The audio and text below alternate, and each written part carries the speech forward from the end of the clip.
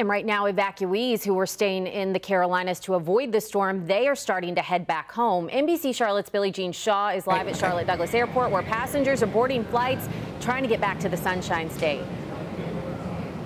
That's right. We've been watching the boards since sunrise, and there were dozens of cancellations. In fact, take a look. There's still a few. This one from Miami canceled at noon. But with the weather clearing up just a bit, there are flights that are going to places now like Miami and Fort Lauderdale. It is a huge sigh of relief for those excited to get back home.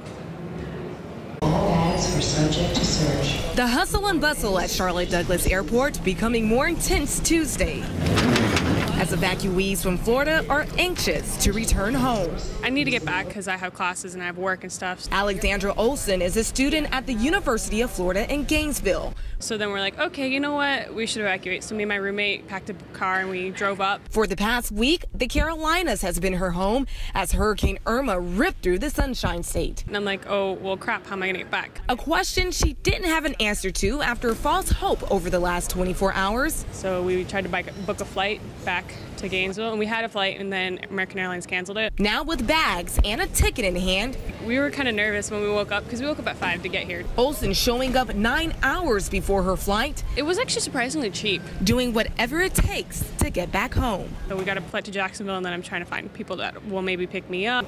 So finally I called my friend, and he's like, yeah, I'll pick you up. And I'm like, I'll just pay for your gas.